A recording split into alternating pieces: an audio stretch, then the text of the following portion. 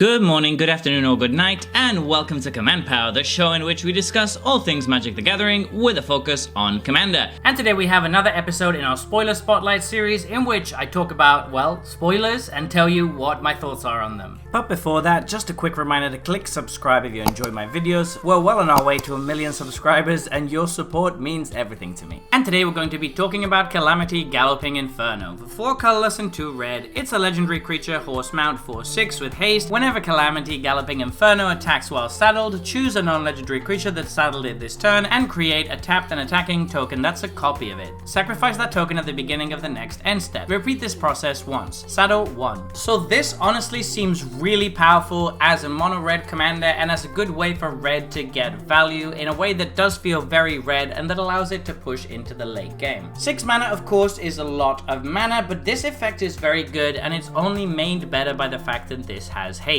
So red already has a bunch of these kind of effects that are going to make token copies of creatures, but they mostly tend to be a little bit late game or dirtly, or you have to sink mana into them, which makes it a little bit more awkward. Whereas with this one, the stats line up very well with what you want to be doing, and the creature that you're making a token copy of doesn't need to be attacking at all, or even need to be in the red zone, which means that you can just have them stay back and stay safe whilst you get to attack with this and get 2 copies of whatever you want. So an amazing card that works really well with this is Solemn Simulacrum.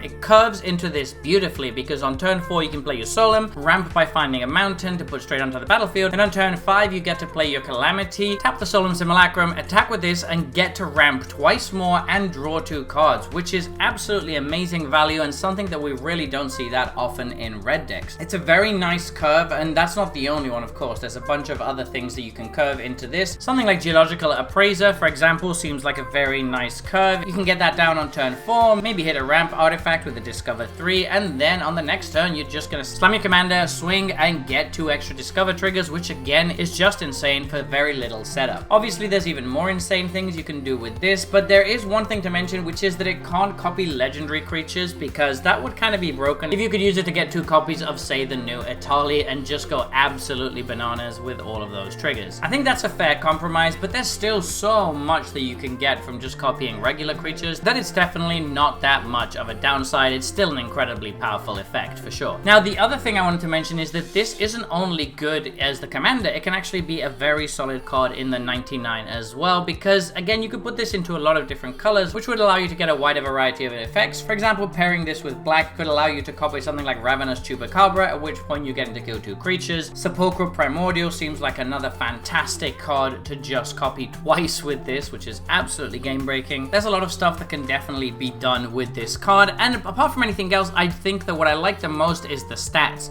Unlike a lot of red creatures, this has a very high toughness, which means that it's going to actually survive combat quite nicely, which is something you're going to need because it is going to have to be attacking. It's also incredibly flavorful, and I actually really like the art as well. I just think that this card is an absolute home run in every way. It's incredibly powerful both as a commander or in the 99. It gives red a way to compete in the late game and not get outvalued by all the other colors, which I think is something that red usually needs a lot of help with, and also it has fantastic art and flavor. So absolute home run of a card, gonna be really powerful and shouldn't cost too much because it's a rare. So there you have it. Those have been my thoughts on this new spoiler. What do you think about this card? Please let me know in the comment section below. I read all comments and respond to all of them too. And if you enjoyed this video, don't forget to click like or subscribe. It really helps the channel, and until next time, take care.